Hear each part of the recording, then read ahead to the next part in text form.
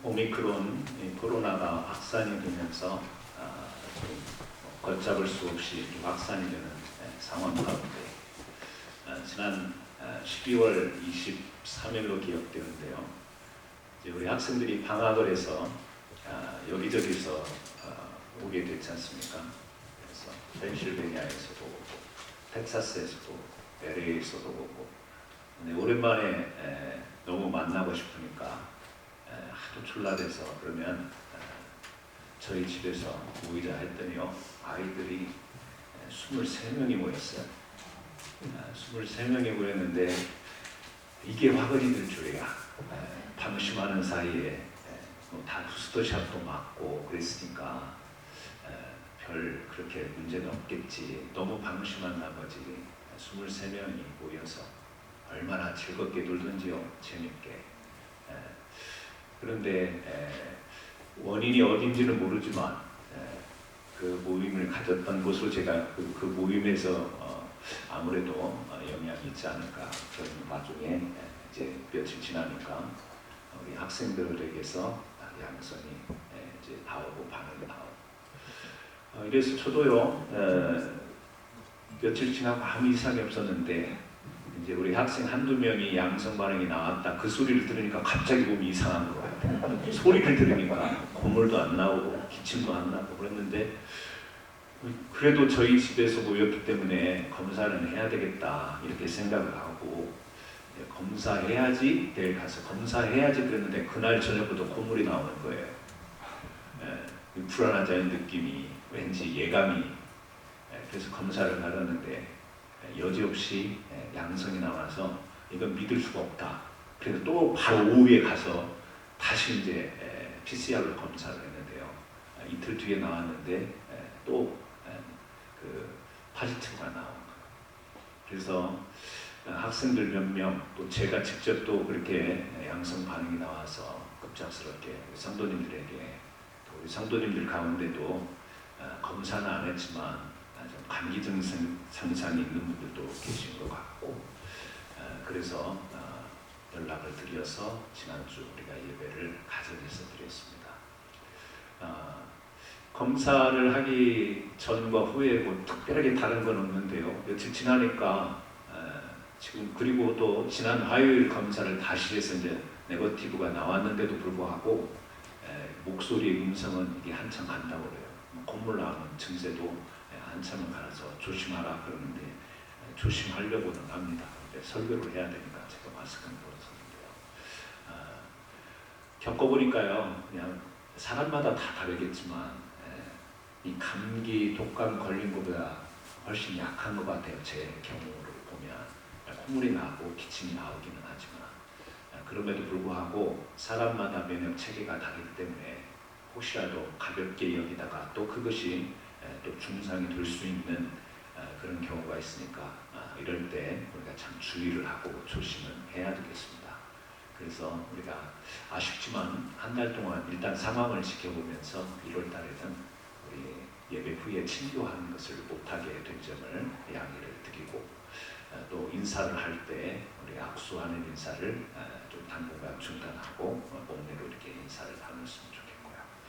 하여튼 걱정과 두려움이지만 또 그러나 너무 걱정과 두려움 속에 있다 보면 계속해서 언제까지 이렇게 우리가 마음으로 또 행동으로 위축된 삶을 살아갈까, 좀 이것을 잘 극복할 수 있는 믿음도 필요하고 또 지혜도 필요한 것 같습니다. 오늘 옆에 분들 바라보면서 인사하기도 조심스러우니까요, 그냥 앞에 보고 마음으로 새해 하나님의 복 많이 받으시기 바랍니다 이렇게 인사하시기 바랍니다. 새해 하나님의 복 많이 받으시기 바랍니다. 오늘 저는 이제 사도행전의 말씀을 2022년에 시작으로 이 말씀을 나누려고 합니다. 지난번에 제가 말씀을 드리면서 올해 우리 교회 표어는 우리가 교회다 이렇게 정했으면 좋겠다라고 말씀을 드리겠습니다. 즉흥적인 생각보다는 여러분과 말씀을 나누는 가운데 하나님이 주신 마음이어서 우리가 교회다라고 하는 말은, 이것은 우리 신앙의 정체성을 말하기도 하고 우리 삶을 어떻게 살아가야 되는가를 담고 있는 그런 간단한 표라고 할 수 있겠습니다. 그래서 우리가 교회라고 하는 이 건물을 이야기하는 것이 아니고 하나님께서 부르신 자들의 모임, 또 하나님이 구원으로 인도하신 자, 그런 의미로서 우리가 교회다, 내가 교회다라고 하는 신앙 고백과 같은 이 표어를 두면서요, 이제 사도행전을 통해서 우리가 하나님의 말씀을 나누려고 해요. 여러분, 우리가 성경을 볼 때 크게 두 가지 관점으로 보죠. 하나는 역사적인 관점으로 보는 게 있고, 또 하나는 실존적 관점으로 보는 게 있습니다. 좀 이렇게 표현해도 될지는 모르겠는데, 역사적 관점으로 본다는 것은 남의 이야기고, 실존적 관점으로 본다고 하는 것은 나의 이야기가 될 수 있는 것이죠. 그러니까 우리가 역사적 관점으로 본다 그럴 때, 우리가 성경을 볼 때 이미 오래전에, 몇백 년, 몇천 년 전에 하나님께서 계시로 주셨던 말씀, 그래서 그 시대, 그리고 그곳을 살아가던 사람들이 이제 그 내용을 가지고 기록한 그것을 우리가 보게 될 때 역사적 관점으로 보죠. 그러나 그 역사적인 것을 우리가 보면서 우리 사극을 보면 그런 재미가 있잖아요. 옛날 대하 드라마 사극을 보거나 아니면 또 우리가 직접 지난번에 구약성경 역대기를 이렇게 봤는데요. 지나간 역사를 볼 때 우리의 즐거움은 뭐냐면 답을 안다라는 거예요. 결말을 알아요.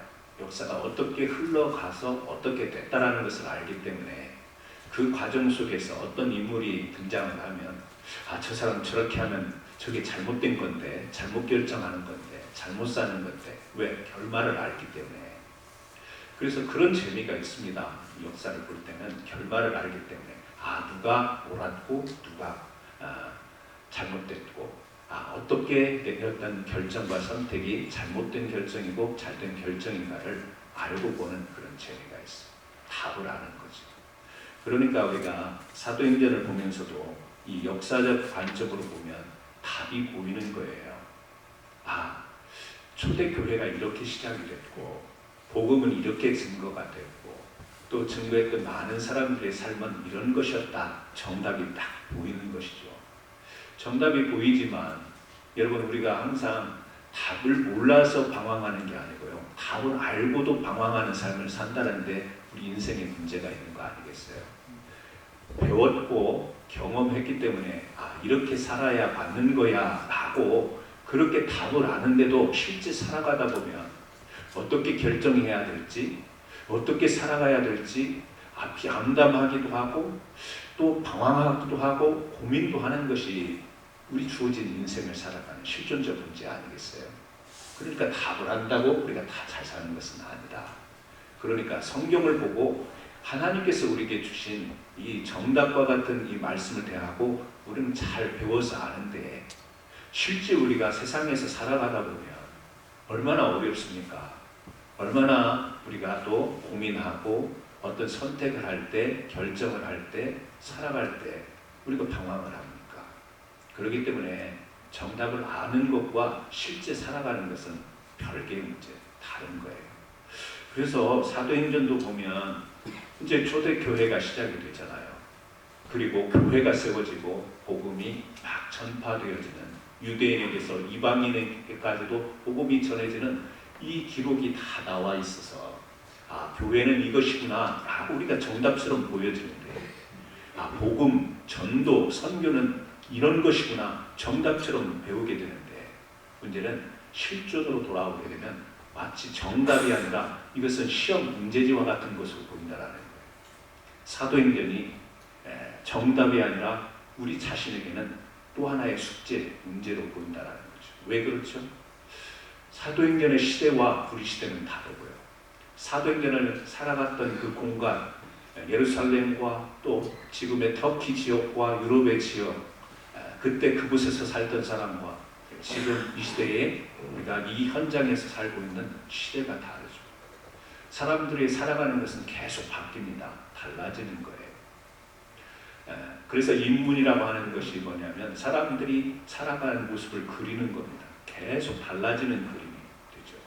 그렇기 때문에 똑같은 정답을 가지고 사도행전 시대에 살았던 사람과 똑같은 정답을 가지고 이 시대를 살아가는 우리들은 답은 같지만 그 답을 어떻게 우리가 적용을 시켜야 되는가에 있어서는 우리가 시험 문제와 같은 것이다.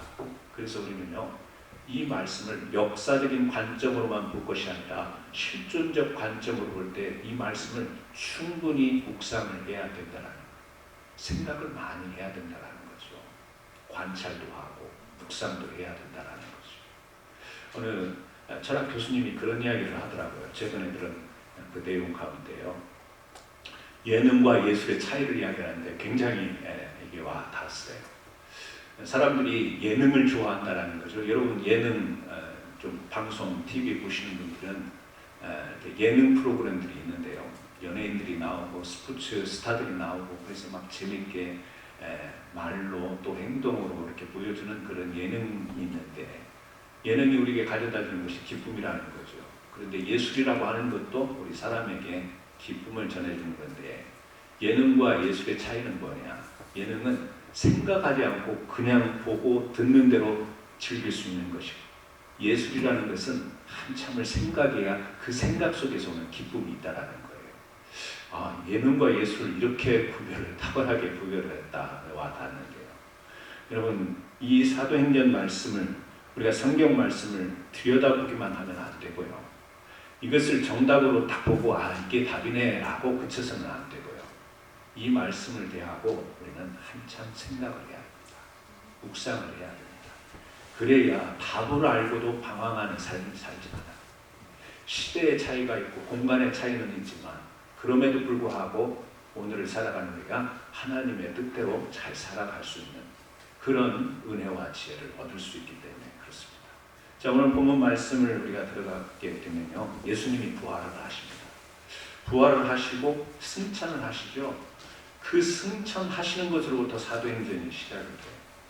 제자들은 주님께서 십자가에 돌아가시니까 시리에 빠졌다가 다시 부활하셔서 나타난 그 주님을 보고 하나님의 나라가 임하는 것이 이때니까 이런 질문을 해요. 돌아가셨을 때는 완전히 이제 모든 것이 자포자기되는 그런 심정이었는데 다시 부활하신 주님을 보니까 이제 진짜 하나님의 나라가 시작이 되는 것과 큰 기대가 있었던 거예요. 그런데 주님이 어떻게 했어요? 애들 편으로 하면 뿅 하고 올라가 버리시죠. 그냥 승천하신 겁니다. 그걸 보고 얼마나 당황스러웠겠어요. 그런데 그냥 올라가실 때 그냥 올라가신 게 아니고 말씀을 남기시고 갔죠. 오늘 우리가 읽었던 사도행전 1장 8절의 말씀이 그 말씀인데요. 오직 같이 한번 읽어볼까요? 오직 성령이 너희에게 임하시면 너희가 권능을 받고 예루살렘과 온 유대와 사마리아와 땅끝까지 이르러 내 증인이 되리라 하시니라. 이 말씀을 남겨요. 물론 다른 말씀도 있지만 핵심은 1장 8절 말씀이 핵심입니다. 그러니까 성령이 임하실 거고 그 성령을 통해서 권능을 받게 될 것이고, 그러면 땅끝까지 이르러서 너희는 내 증인이 되리라, 이렇게 말씀을 하시는 거예요. 그러니까 이 구절을 더 압축해서 한마디로 이야기하면 너희는 내 증인이 될 것이다, 이렇게 이야기를 하신 겁니다. 그런데 우리가 조금 더 나가서 1장 11절에 보면 이제 그 말씀을 남기시고 승천하시는 이 올라가시는 주님을 바라본 이 제자들이 넋이 나가서 쳐다볼 때 하늘에서 천사 둘이 나타나서 이렇게 이야기하죠. 제자들에게 이르되 갈릴리 사람들아 어찌하여 서서 하늘을 쳐다보느냐, 너희 가운데서 하늘로 올려가신 이 예수는 하늘로 가심을 본 그대로 오시리라. 다시 오실 거야. 즉 그 천사들이 승천하시는 주님에 대해서 제자들에게 그렇게 이야기를 하고 있습니다. 우리가 사도행전 1장 8절의 말씀, 1장의 상황을 알지만 또 마태복음 28장에 보면 주님께서 마지막 제자들에게 분부하시는 말씀이 있죠. 마지막 인사와 같은 말씀이 있습니다. 여러분 그 프린트물에 적혀있기 때문에 같이 보시면서 읽어드릴게요. 하늘과 땅의 모든 권세를 내게 주셨으니 그러므로 너희는 가서 모든 민족을 제자로 삼아 아버지와 아들과 성령의 이름으로 세례를 베푸고 내가 너희에게 분부한 모든 것을 가르쳐 지키게 하라. 볼지어다 내가 세상 끝날까지 너희와 항상 함께 있으리라. 이 말씀. 자, 제가 세 구절을 읽어드렸는데요. 그 프린트물을 가지고 계신 분들은 좀 체크를 하셔도 되겠습니다. 사도행전 1장 8절, 사도행전 1장 11절, 마태복음 28장 18절 세 구절을 말씀드렸는데요. 자, 여기에 사도행전 1장 8절에 보니까 주님께서 하신 말씀에 땅 끝까지라는 표현을 하죠. 땅 끝까지. 땅 끝까지 이르러 내 증인이 되리라. 그리고 마태복음 28장 18절에 보면 볼지어다 내가 세상 끝날까지 너희와 항상 함께 있을 것이다. 지금 마지막에 남기시는 말씀이에요. 주님의 말씀이에요. 근데 사도행전 1장 8절에서는 땅 끝까지라는 표현이 나오고 마태복음 28장의 18절에 보면 세상 끝날까지라는 표현이다. 그러니까 땅 끝까지 마지막이라는 거예요. 또 세상 끝날까지 또 마지막 지점이라는 거 아니에요. 자, 땅 끝까지라는 말은 공간을 의미하는 거 아니겠어요? 그리고 세상 끝날까지 주님이 이 땅에 오실 때까지 시간을 이야기하죠. 그래서 우리는 여기에서 공간 그리고 시간 이것을 말씀하는 것을 알 수가 있습니다. 자, 초대교회의 사도행전에 지금 말씀을 받는 제자들, 사도들, 그때 이스라엘 백성들, 오늘 이 시대를 사는 우리들 다 어디에 사냐면요, 공간 안에 거하고 있잖아요. 공간이라고 하는 이 제한, 이 땅에서 지금 살고 있는 거 아니에요. 또 그때나 지금이나 주님이 아직 오시지 않았기 때문에 오실 때까지 그 시간을 가지고 살아가는 존재가 사도행전의 사람들, 우리가 지금 그런 동일한 공간과 시간 속에서 살아간다는 것. 자, 그런 관점으로 우리가 보게 된다면 여러분, 주님이 오늘 이 처음에 사도행전에서 승천하시면서 하시는 핵심적인 말은 뭐냐면 너희를 내 증인 되게 하겠다. 지금 그 말씀이에요. 지금 1차적으로는 역사적 관점으로 보면 제자들에게 하시는 말씀입니다. 그런데 이 말씀을 확대해서 실존적으로 보면 우리에게 하시는 말씀이에요. 우리를 증인 되겠다. 지금 그런 말씀입니다. 승천하시면서 약속하고 남기신 말이 우리를 증인이 되게 하겠다. 그 말씀이에요. 그런데 어떻게 해요? 성령을 통하여서 그리고 권능을 주어서 라고 이야기합니다. 여러분, 우리 권능에 대해서 먼저 한번 좀 생각을 해봐요. 권능이라고 하는 거. 그러면 사도행전 이 말씀을 많이 드렸기 때문에 제자들에게 권능을 줘서 이들이 복음을 전하러 갈 때 어떤 일이 일어나죠? 막 기적이 일어나잖아요. 당장 뒤에 보면 베드로와 요한이 안진뱅이를 일으키잖아요. 또 바울을 보게 되면요, 바울이 가지고 있던 손수건, 앞치마를 옆에 있던 사람들이 가지고 가서 그것을 가지고 기도할 때 안수했더니 막 고침이 일어나고 기적이 일어나고 이적이 일어나잖아요. 그러면 우리는 사도행전에서 말하는 권능, 그러면 복음을 전하러 갈 때 제자들에게, 사도들에게 하나님 이런 권능을 주셨다라는 그런 딱 선입견이 있어가지고 어떤 기적, 이사, 초월적인 힘 이런 것을 우리는 권능으로 생각하게 돼요. 그래서 시몬이라는 사람은 사도들이 안수함으로 막 성령 받는 것을 목격하자 자기가 돈을 가지고 자기도 그런 권능을 사려고 돈 가지고 와서 나도 사람들에게 안수하면 성령 받는 역사가 나도록 나한테 펄락 이렇게 나왔던 기사를 우리가 기억하지 않습니까? 하지만 여러분, 이 권능의 의미를 우리가 한번 잘 생각해 보셔야 되겠습니다.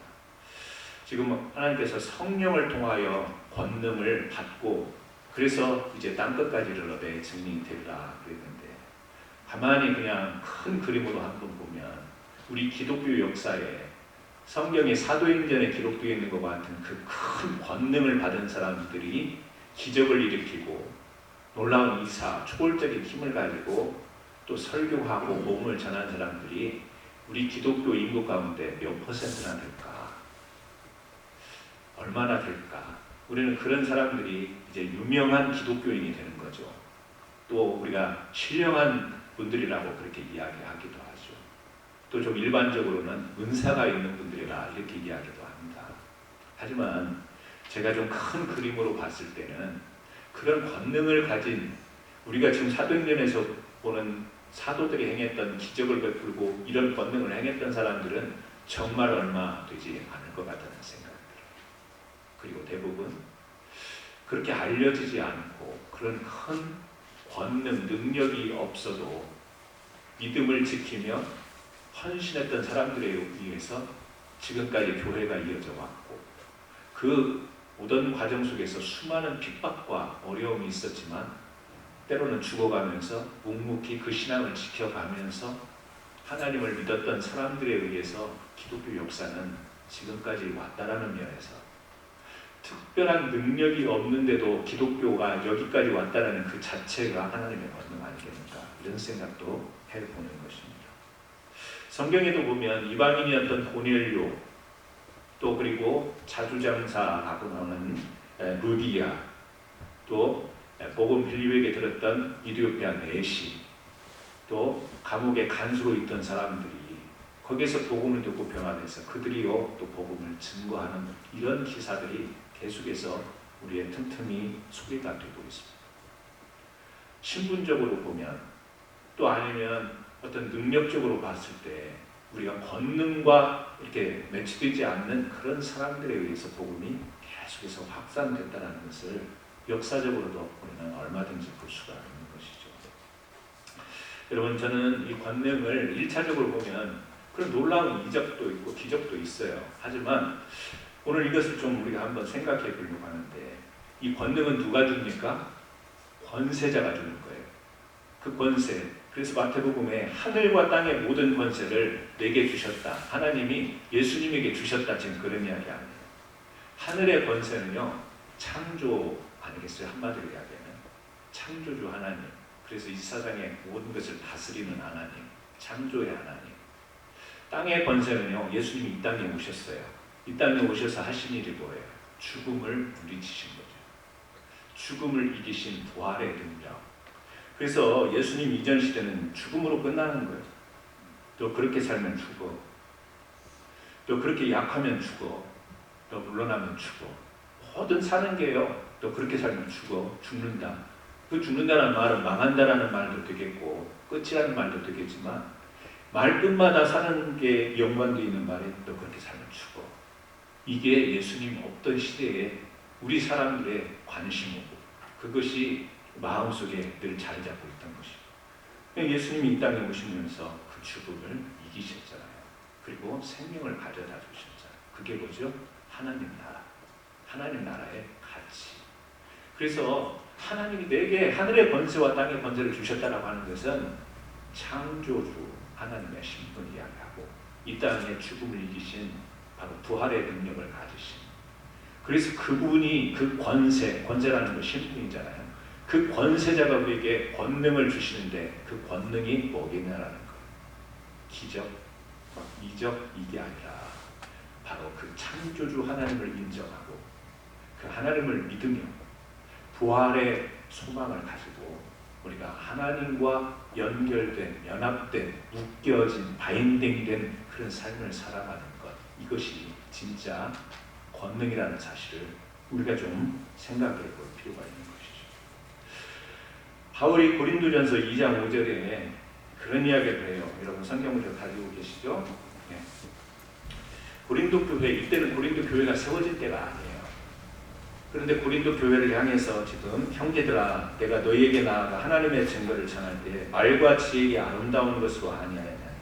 내가 너희 중에서 예수 그리스도와 그의 십자가에 못 박히신 것 외에는 아무것도 알지 아니하기로 작정하였습니다. 내가 너희 가운데 거할 때에 약하고 두려워하고 심히 떨었노라. 내 말과 내 전도함이 설득력 있는 지혜의 말로 하지 아니하고 다만 성령의 나타나심과 능력으로 하며 너희 믿음이 사람의 지혜이지 아니하고 다만 하나님의 능력에 있게 하려 하였노라. 지금 고린도 교회에 복음을 전하는 이 바울의 고백과 같은 이야기인데요. 바울은 유럽으로 가려고 하지 않았잖아요. 터키, 아시아에 머물려고 했는데 성령이 그를 이제 마게도냐로 보내게 된 거죠. 그 말은 뭐냐면 준비 없이 가게 된 거예요. 그리고 그 지역은 도움자가 없어요. 바울을 도울 자, 조력자가 없고 준비 없이 딱 덜커니 가니까, 그 지금 고린도는 그리스 지역 아니겠습니까? 그러니까 유럽으로 던져진 자기 자신은 준비가 안 됐는데, 사람도 없고 마음도 준비가 안 됐는데, 그래서 어떻게 해요? 나는 약하고 두려워하고 심히 떨었다. 그래서 내가 복음을 전거해야 되는데 사람의 말, 지혜의 아름다운 것으로 하지 않고 오직 뭐예요? 예수 그리스도와 그 십자가에 못 박히신 것 외에는 아무것도 내가 전할 수가 없다는 말이에요.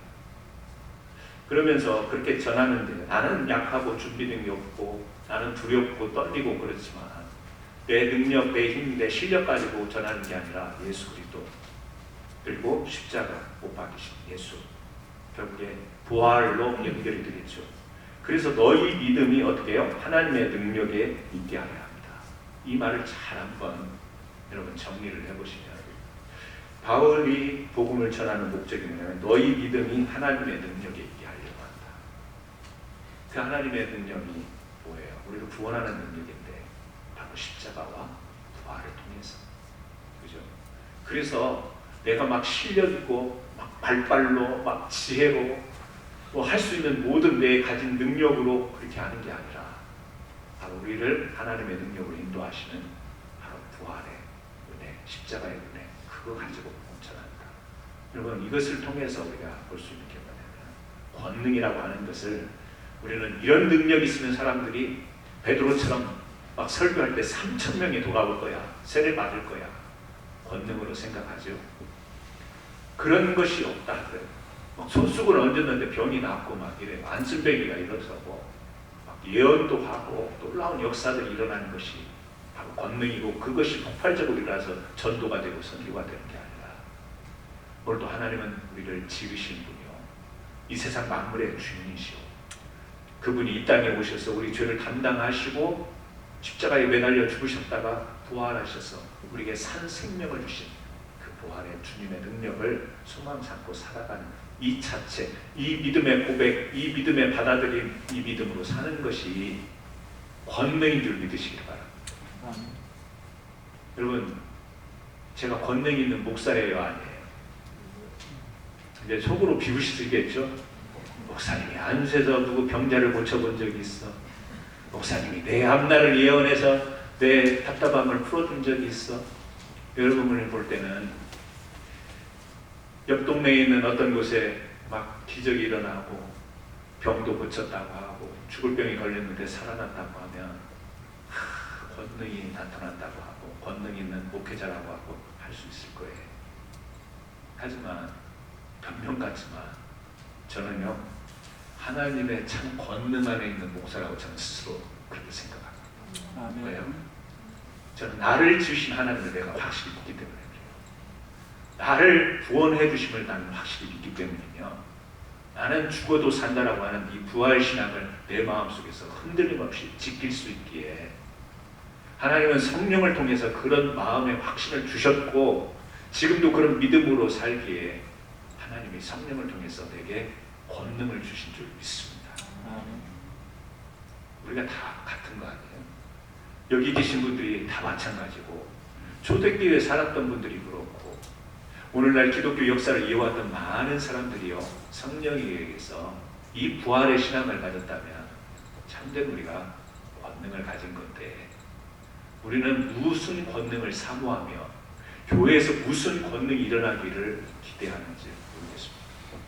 사람이니까 그런 우리 인생의 문제와 같은 연결되어 있는 것들을 풀기 위한 그런 권능을 기대하겠죠. 보리떡 5개, 물고기 2마리가 여러분 권능입니까? 능력입니까?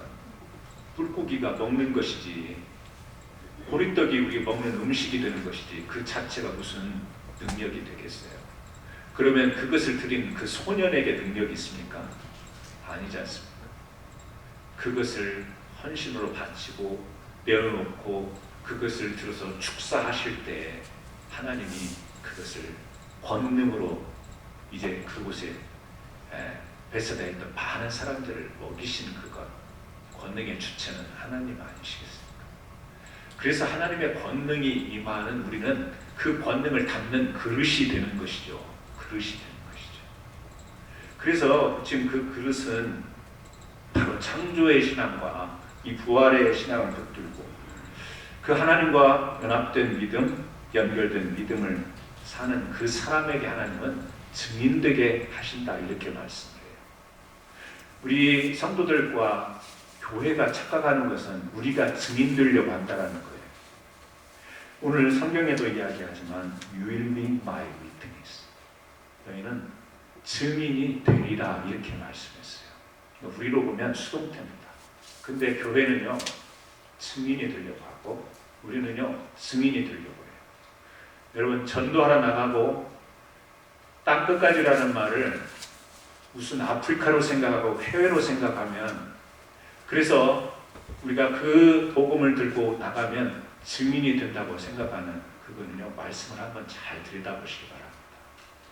우리가 전도와 선교를 열심히 한다고 증인되는 게 아니에요.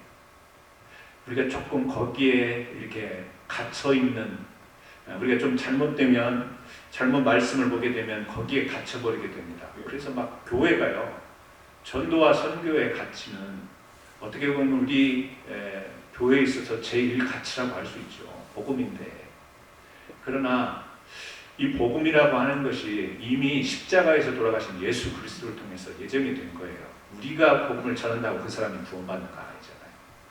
그릇이에요. 도구예요. 그리고 그곳에 권능이 임할 때 내가 말주변이 없고 내가 실력이 없고 능력이 없는데 예수님 믿고 구원받으세요.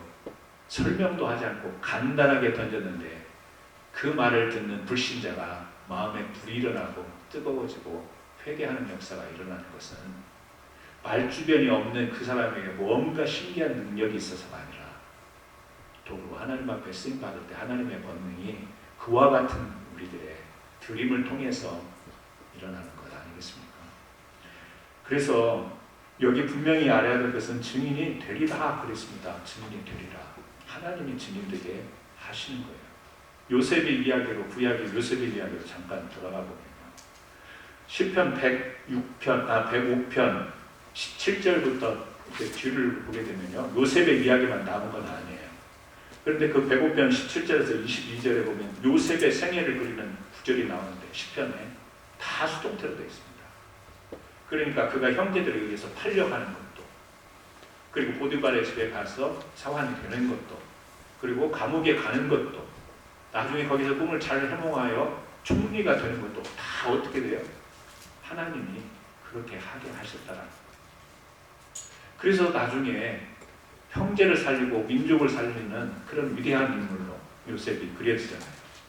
요셉은 꿈을 가진 소년이다. 위대한 비전을 가진 사람이다. 승리한 사람이라고 이야기하는데 요셉이 그런 타고난 인물이 아닌 거예요. 믿음이 자기가 가진 믿음으로 다 하나님이 하시는 계획과 뜻을 다 담을 수가 없어요. 이해를 못하는 거예요. 요셉도. 형제들에 의해서 억울하게 팔려가고요. 감옥에 갇히고요. 그런 일들을 그 요셉이 가졌던 믿음으로 다 담을 수가 없었어요. 나중에 형제들을 만나고 나중에 이제 그 지나왔던 일들을 회상하면서 보니까 하나님이 이렇게 하시려고 했구나. 그때서야 자기의 믿음이 발동이 되는 거예요. 그 믿음에 이제 이해가 되어지는 거예요. 그때까지는요 죄 짓지 않으려고 노력한 거 그거 외에 특별한 게 없었어요. 보디발의 아내가 유혹하니까 뿌리치면서 나는 하나님 앞에 득죄하지 않겠다 하고 그 죄를 안 지려고 몸부림친 거. 그 다음에 보디발 집에서